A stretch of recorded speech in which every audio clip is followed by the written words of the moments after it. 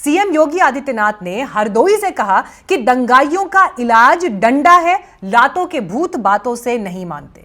शांति पूर्वक प्रदर्शन करें, इससे किसी को इनकार नहीं, लेकिन हिंसा के लिए ममता बनर्जी पर जिस तरह के आरोप लग रहे हैं, इन आरोपों को आगे आप किस दिशा में जाते हुए देख रहे हैं सर? सबसे पहले तो देखिए, सबसे पहले तो योगी जी की जो भाषा शैली है ना, वो किसी गुंडे की सी लगती है। तो लगता है नहीं कॉन्स्टिट्यूशन पोस्ट पे बैठे हुए हैं।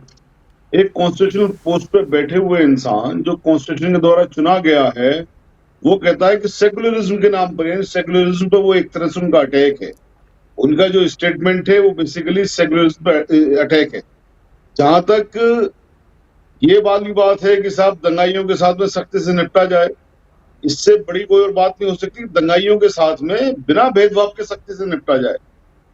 लेकिन अगर आप भेदभाव करके आप करते हो कि साहब एक वर्ग को आप सिर्फ इल्जाम लगाने के नाम पर उनको बुलडोज कर दीजिए, उनको आप जेलों के अंदर डाल दीजिए, उनको मारिए बुरी तरह से, और दूसरे वर्ग के जो दंगाई है उनको आप मालाएं पहनाइए, हार बनाइए, तो ये तो कोई चीज नहीं है ना।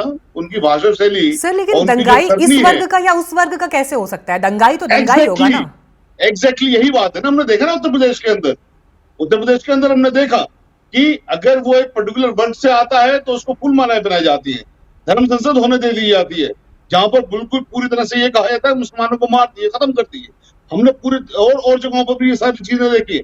लेकिन वही दंगाई अगर मुस्लिम वर्ग से आता है तो उसके खिलाफ सख्त तरीन वाले, मुझे ये बताइए, पश्चिम बंगाल में आपकी नजर में क्या गलत हुआ? जो कानून में एक्शन नहीं है वो भी लिए जाते हैं। शाहिद जी, मुझे बताइए, पश्चिम बंगाल में जहां सीएम ने पहले ही दिन ये कह दिया कि ये कानून यहां लागू नहीं होगा, आप चिंता मत करिए, जो अल्पसंख्यक हैं उस पर भी हम उनको प्रोटेक्शन देना हमारा काम है, कानून हम लागू ही नहीं होने दे रहे। जब सीएम ने पहले ही दिन ये कह दिया तो वहां पर विरोध क्यों हो रहा है और किस बात पर वो हिंसक हो गया? यहां किसकी कमी देख रहे हैं आप? आपकी नजर में कोई है लापरवाह? इसके लिए जिम्मेदार है कोई? देखिए, ममता जी ने बिल्कुल साफ कह दिया और सही कह दिया। हम इस बात की उनकी प्रशंसा करते हैं कि उन्होंने कहा हमारे यहाँ पर स्टेट में लागू नहीं होगा। तो उसके बाद में जब ये प्रदर्शन हो रहे हैं और उनको हिंसक होना हो रहा है, तो सीधी सी बात है कि वही लोग कर रहे हैं जो कि बीजेपी को या भारतीय जनता पार्टी को फायदा पहुंचाना चाहते हैं।